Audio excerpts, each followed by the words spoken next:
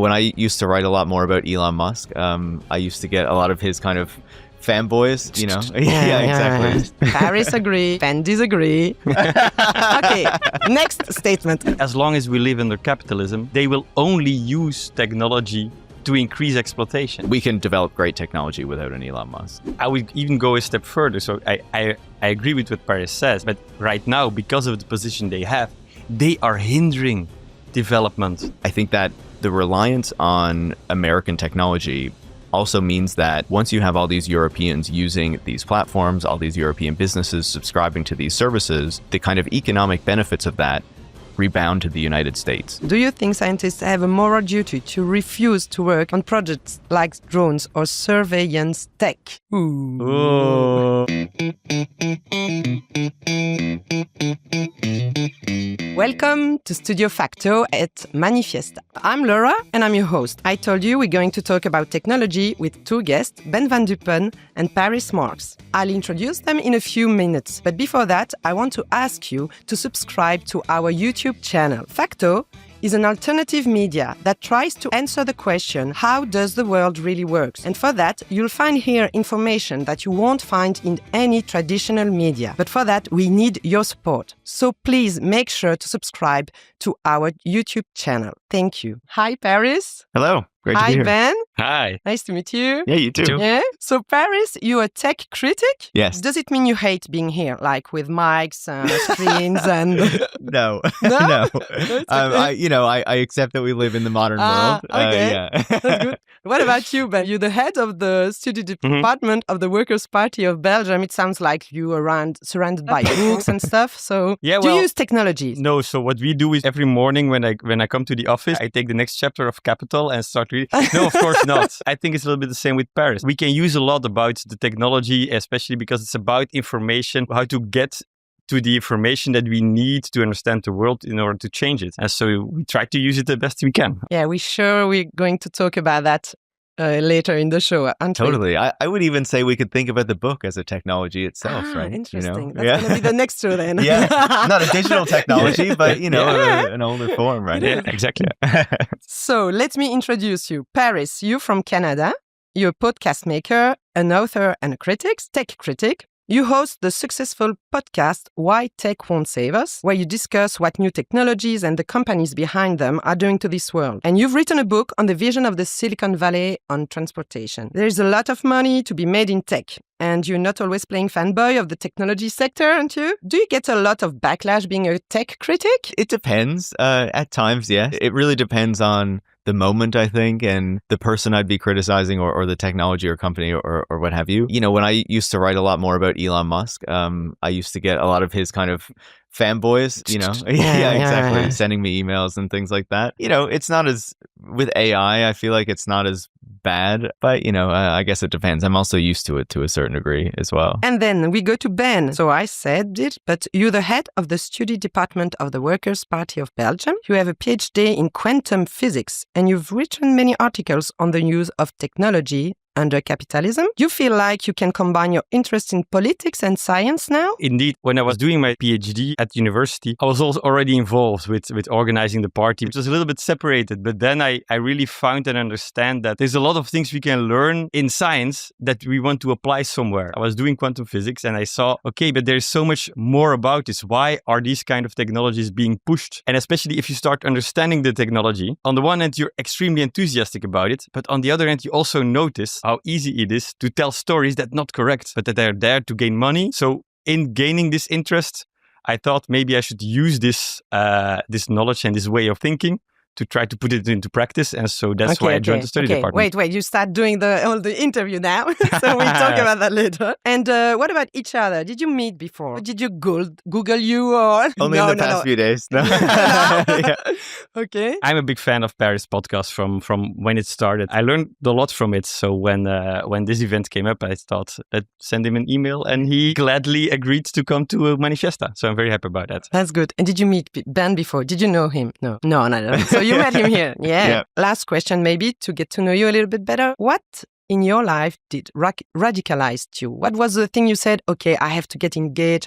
Things are not going right. I want to do something. Is there one thing that happened? I don't know if there was a specific thing. The thing that stands out most for me, certainly, when I was younger, was learning about climate change and what was contributing to that. And of course, in Canada, we were having a lot of debates around the oil industry and, whether that should be growing, what it was going to mean for reducing Canada's emissions. So I would say that was like the moment that really made me start to pay attention to politics in a more concerted way. And then, obviously I continued down the path from there. Yeah. And you went from climate change to IA and technology. Yeah, absolutely. Yeah. And, that's related in many ways as well. It is. It is. What about you, Ben? When I was working with the pioneers movement, I had the opportunity to visit Palestinian refugee camps in Lebanon when I was 17.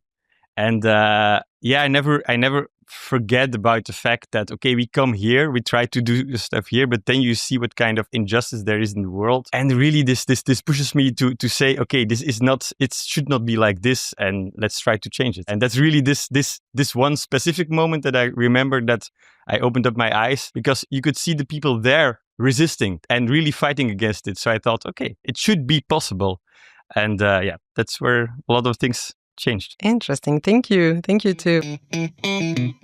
Ben and Paris, now that we know you a little bit better, it's time to dive into your ideas on technology. I'll introduce you a little bit the debate, and then you'll have statement, and I will ask you what you think about those statements. So technology is evolving amazingly fast. It's everywhere around us. We see it in the rise of AI, in the use of our social media, but also in our commercial lives with Amazon, cars, even self-driving cars. We can all feel the presence. On one hand, it makes our life easier, but it can also feel like a threat. Our job's in danger. Is our data everywhere? And what has Elon Musk to do with all of this? We at Fakto ask the question, is this threat real? And if so, where does it come from? Who's behind it?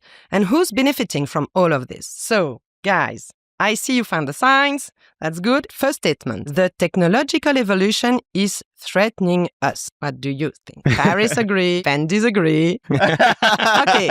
Next statement. Okay. You'll get the chance to answer. Explain. Paris, you want to start? I think it depends on the type of technological development we're talking about, right? I don't think that technology is inherently a threat, but I think that under this system that we live in right now, this capitalist system, under the social and economic relations that we have, the way that technology develops is in a way that is exploitative, is in a way that is designed to attack workers' rights. Obviously, we're seeing the climate impacts of what's happening. Beyond that, we have these conversations constantly about the effects of social media on society, the effects of these other technologies. And I would argue that the technologies are developed in that harmful way because they need to maximize shareholder value, because they need to maximize profits and the power of these major companies. And we can develop technology in a very different way, but that would require changing kind of the context, changing the social and political context in which that technological development happens. And so under this moment, I would say, yes, technological development is a threat. Okay, thank you. What about you, Ben, then? Well, I disagree, and then I will say mostly the same as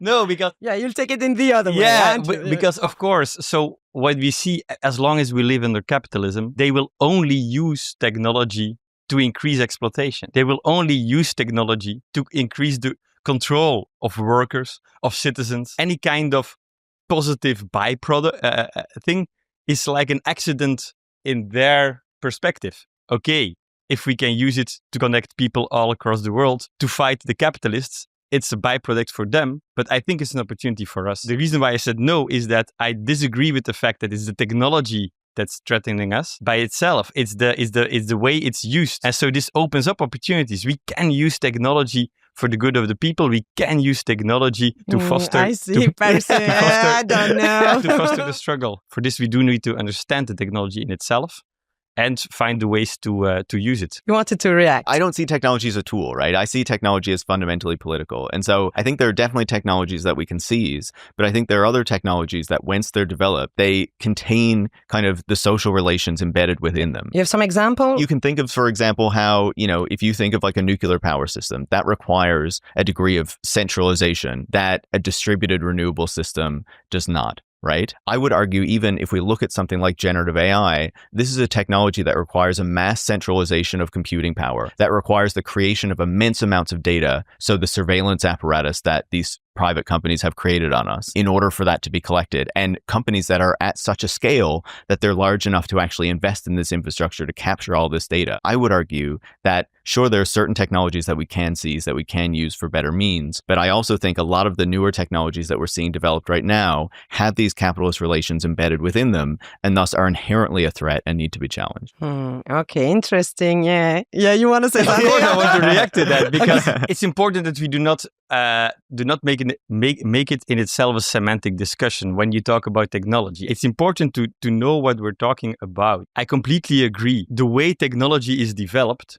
determines the way and the choices that are being made. And because it's developed to increase shareholder value, because it's developed to increase the control, like if you look at artificial intelligence systems being trained on Palestinians to better control the people and then being brought to our cities to do facial recognition or this kind of behavior recognition so that right-wing and neoliberal governments can way more crack down on protest. Of course, inherently, we should fight these kinds of technologies. But then, and that's why it's called a little bit semantic, the idea of neural networks, the idea of deep learning algorithms, which are behind ChatGPT, which are behind the generative AI boom that we have right now, I think there is a lot of usefulness in itself. And I think this will only come about when we build the conditions in which these new kinds of technologies can be developed. And I think an interesting example of this, for me, when we talk about generative AI, is the example of DeepSeek, because it showed that there is not just one way to develop technology, even though it really goes more or less in the similar direction. They want to make a chatbot, but where the big American companies make those chatbots based on, I want it to be as capital intensive, put as much money in it as possible, which means that energy and climate impact is completely irrelevant, and we just need to do it with as much as data as possible. The DeepSeek people, whether or not their intention was the same or not, they just had a different circumstance. They didn't have access to the best chips and these kind of things, so they developed different models that are less power consuming, that are less impactful in certain ways. And for me, this shows that it's the way the technology is developed in the circumstances that determines this. And I believe that we can change those circumstances and then also use types of technologies that are useful for the people. Okay, thank you. No, it's really interesting. And this is exactly what we want to do at Fakto. It's just opening debate within the left and the progressive world on thinking what's the future and how we are going to use it, isn't it? The second statement. Elon Musk is the most powerful man alive. Again! But Ben will start then. Okay, Ben, tell us why. So I'm saying yes, because of course it's not him as a person, but you see that the technology billionaires, which all by accident happen to be American, they are all in right now on technology. I think that if you look at the way they gathered wealth from a historical perspective, I don't think we've been in a period before where there has been so much concentration of wealth inside the hands of only a few people. And Elon Musk is the richest man. I mean, we should check the Forbes checker right now. He's the richest man in the world. I think he might have ticked down one spot. No.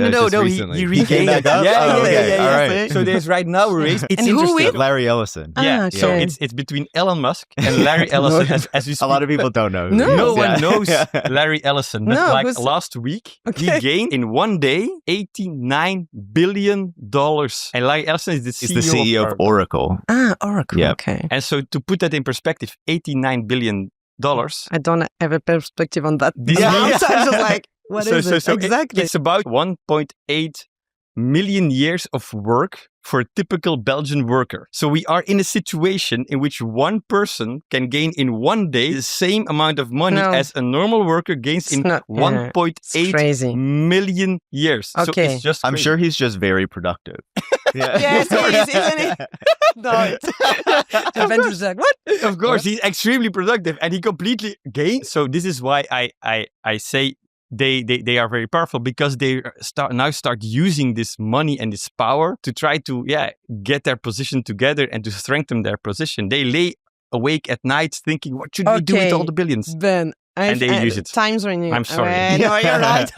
You were worried about me talking too much. Okay, so I want to know what Paris thinks about that. You said he wasn't. I don't disagree with any of that. No, yeah. I just still think that Donald Trump or whoever is the president of the United States is still more powerful. Certainly, their power is shaped and informed by the billionaire class in the United States, by the wealth and the power that they are able to exert. I agree that say Donald Trump would not be using the pressure of the American government on, say, Europe or Canada or other countries on tech policy, for example, if it were not for the power and wealth of these American tech billionaires. But even then, I think we can still see Donald Trump turn around and do things to these billionaires that they would not want him to do. And so for that reason, while I completely agree that the tech billionaires are immensely powerful, just yesterday we saw Elon Musk kind of zoom into, do a video call into a far-right rally in the UK, telling them to choose violence and to overthrow the UK parliament. So these people are immensely powerful. They are pushing far-right movements around the world, but I still think that the American president is more powerful. Thank you. Statement 3. We need people like Musk for innovation. Without them, we're standing still.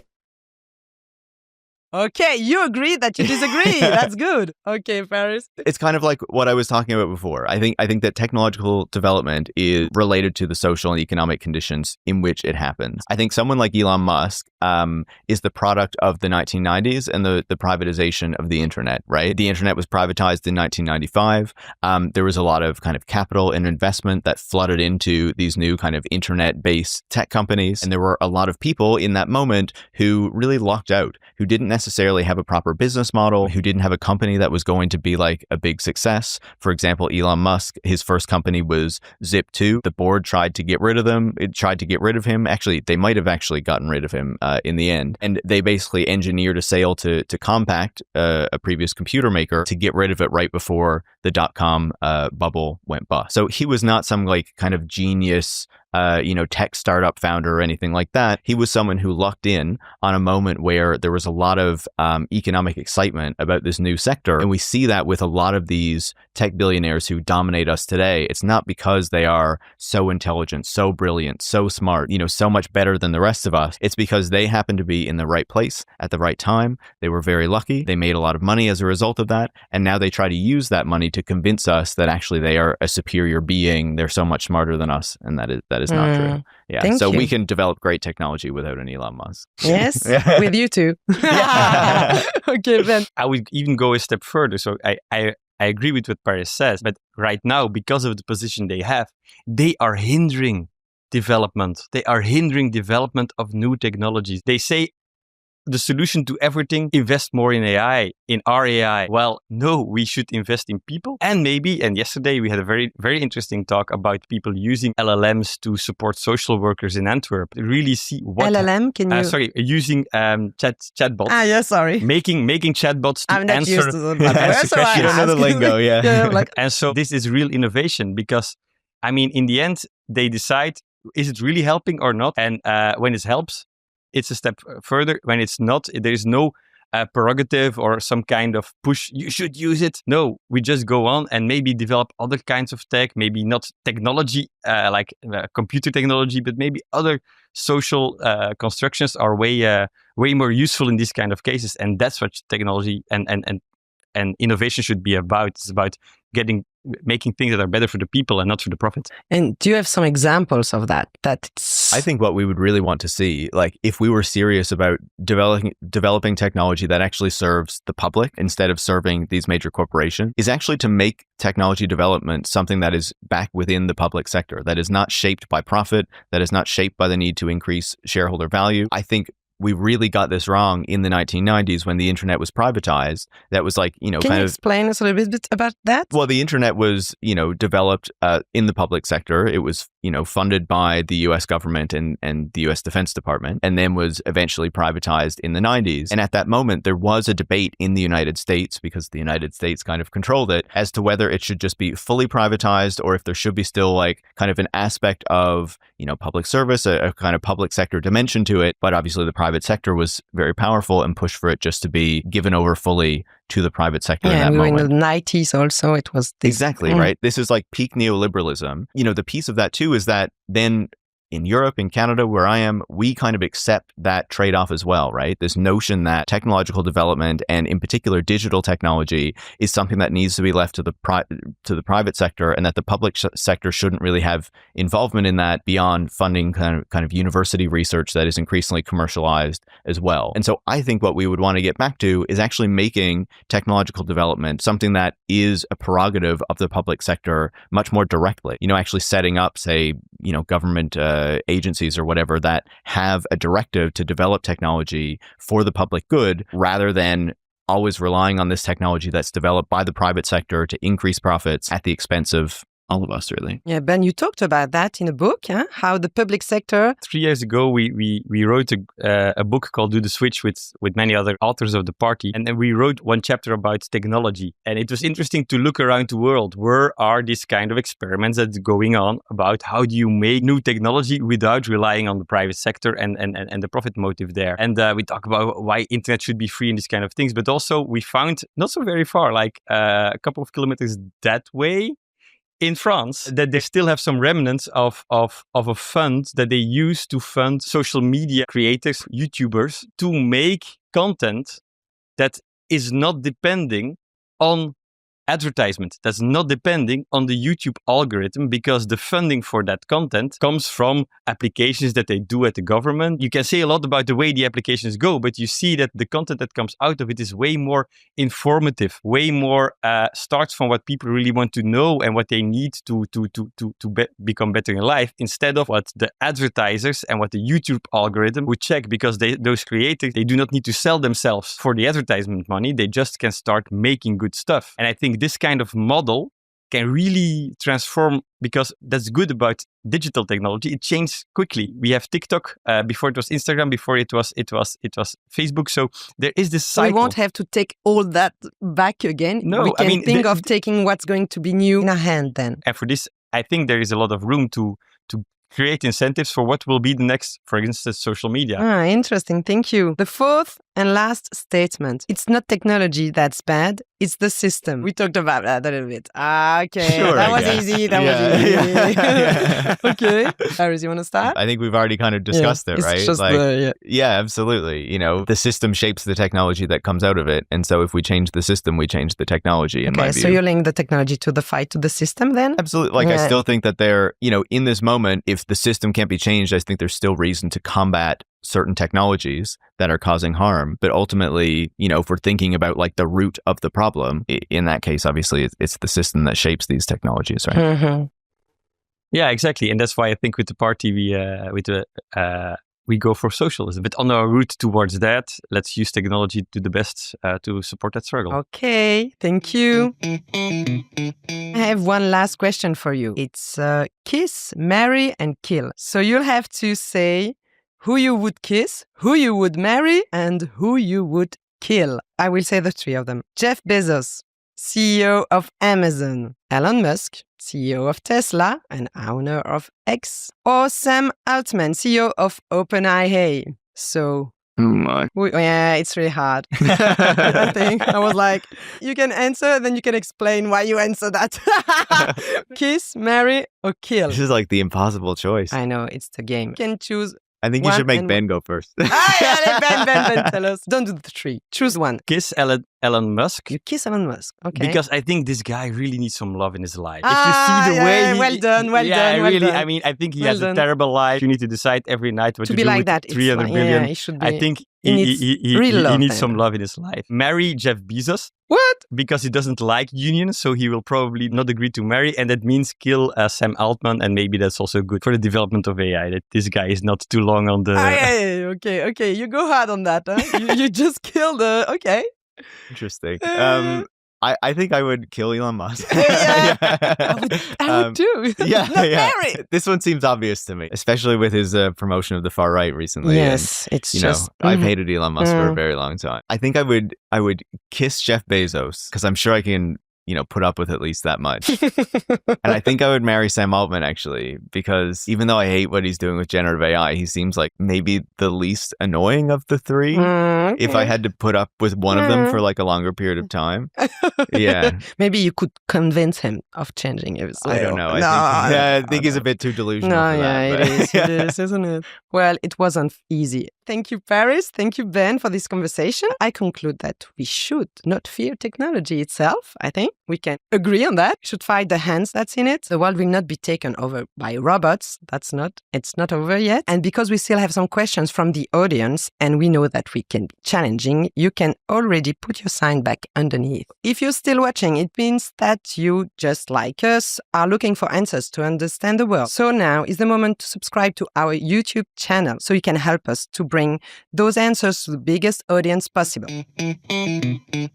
Hello, I'm a geography student and I would like some insight into the seriousness of being so dependent on American technology companies. Also a fellow former geography student. Really? Yeah. My master's is in geography. I think it's a serious issue, right? For many different reasons. Obviously, we've talked about how, many of these technologies have harmful and exploitative impacts. And of course, many of those technologies would be developed by American companies and rolled out across the world. I think that these American companies obviously pay much more attention to the American market and American kind of political dynamics when they're making decisions, and not so much what is happening in Europe. But I think that really the key piece here is that, I think one of the things that we have been talking about in recent years is, how the European economy is doing. Can it keep up? All this kind of stuff. I think that the reliance on American technology also means that once you have all these Europeans using these platforms, all these European businesses subscribing to these services, the kind of economic benefits of that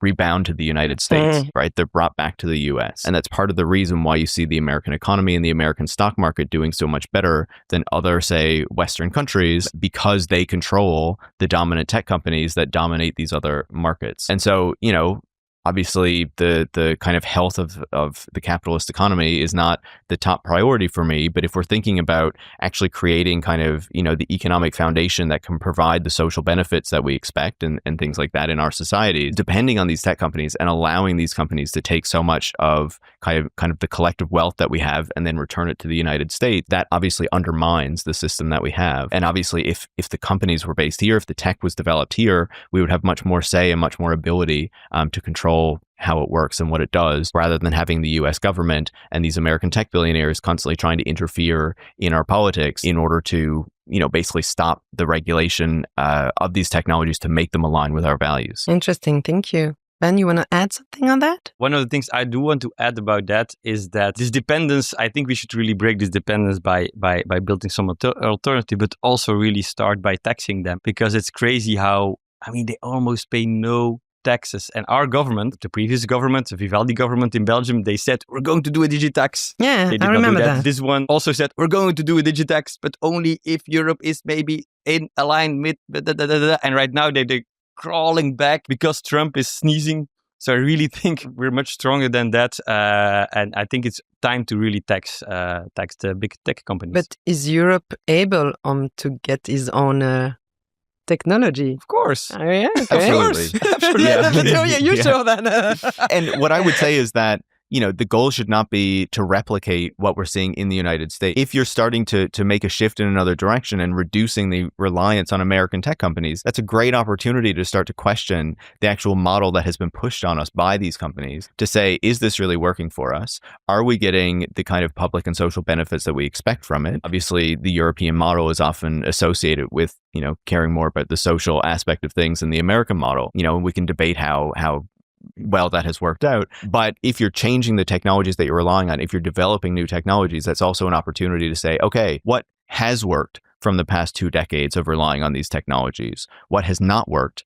And how can we try to focus on the things that have worked and improve the kind of broader benefits that we receive from these things, rather than saying, okay, we need our own social media company that works like a Facebook, and we need our own e-commerce company that works like an Amazon, and et cetera, right? How do we think a bit deeper about that? Interesting. Yeah, and I think actually, when looking at Europe, and I'm a physicist, so I want to plug in CERN, the particle accelerator in Geneva, because it's true that Americans say that they invented the internet. Paris said that too. Yeah, Paris also.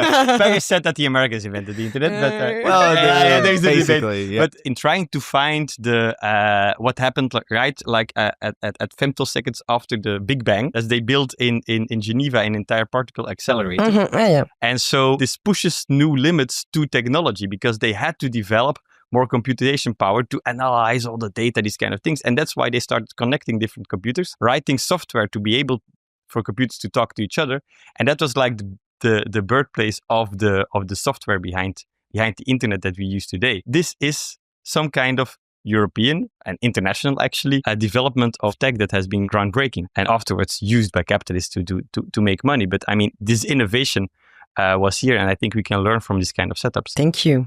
Okay, the last questions from the audience. DeepSeek is partially open source, and the World Wide Web was also based on being open source. Would open source be the future for a system that is non-profit based? Could. Yeah.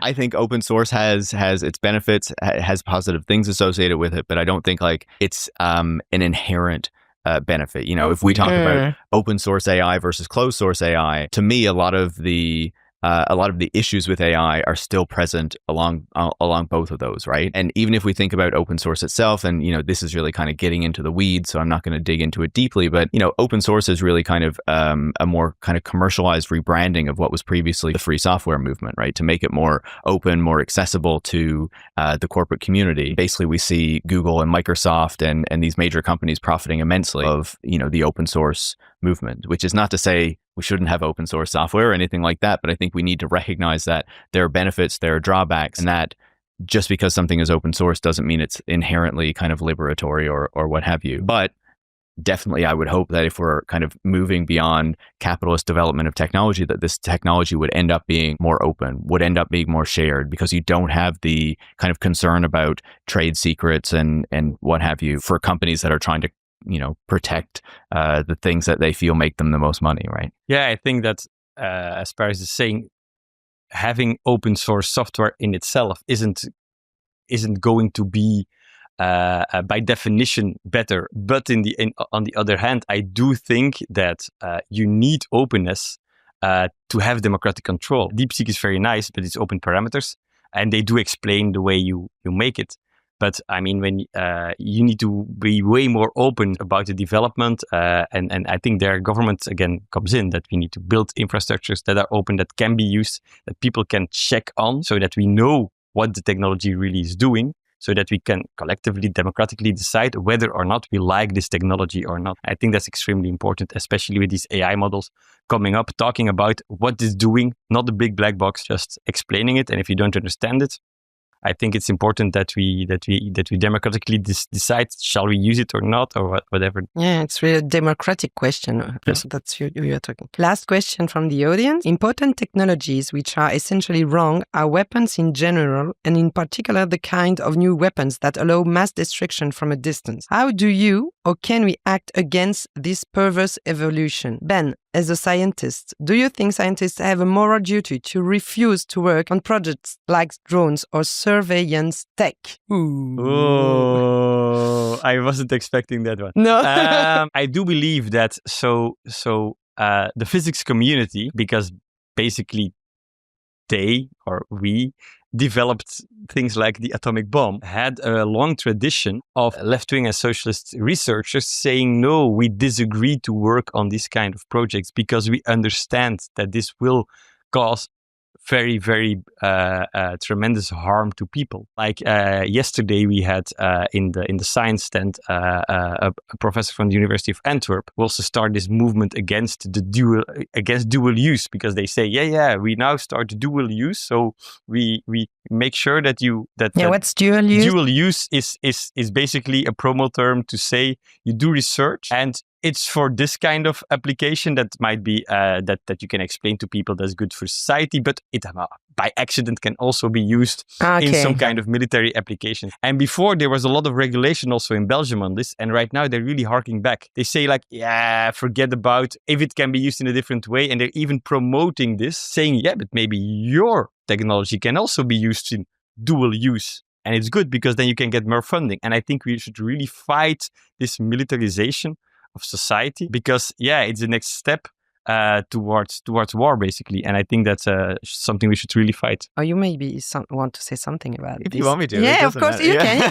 Yeah, do it. I think we're in a really difficult moment. I won't respond to the point about scientists in particular, but I think we're in a moment right now where the tech industry sees that there's a lot of money to be made from moving more directly and more openly into the direction of kind of selling services, selling artificial intelligence to the military, but also developing tools, even hardware that is, kind of explicitly designed for military purposes. And that is because I think it's for a few reasons, really. I think it's because some of their traditional markets are not making the profits that they used to. And so they're looking for new opportunity. And of course, the military budget in the United States is something like $1 trillion a year. There's a lot of that money that goes to procuring from private companies, from the Pentagon. And so they are trying to tap into money that would have previously gone to Lockheed Martin or Boeing or Northrop Grumman, these traditional kind of military contractors in the United States. And now it's the OpenAIs and the Googles and the Metas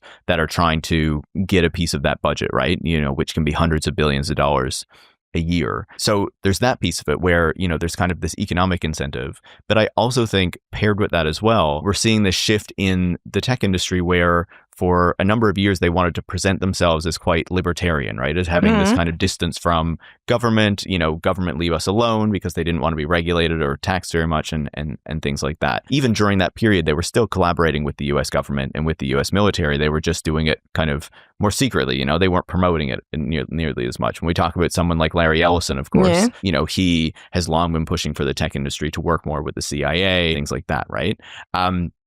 But what we see in this moment is as the tech industry was facing more threats of regulation, of accountability, of taxation, of course, they helped to push this notion that the US would be in geopolitical conflict with China, and that in particular, this was a technological conflict. And so the US needed its tech companies to be strong in order to compete with the Chinese tech companies that were rising and gaining global market share. And so that also plays into their desire to work more with the government because they can say, listen, we are on your side in this geopolitical fight. You should protect us because we are going to be key to your ability to maintain your technological supremacy globally, whether that is true or not. And so there's this real desire to forge this alliance, not just because it's economically beneficial, but then they can use the power of the American government to try to protect their global market share, as we've been seeing kind of Donald Trump and the tech billionaires do over the past number of months, bullying these different countries, threatening them with tariffs if they dare try to hold American tech companies accountable, regulate them, tax them, and things like that. So I think that's all really, like, the military question is very connected with this much bigger geopolitical question. Thank you, Paris. Thank you, Ben. I hope you will enjoy Manifiesta under the sun and the rain. It's going to be good. We're going to finish. And thank you to the audience. Thank you for your questions. And we see you later. Bye.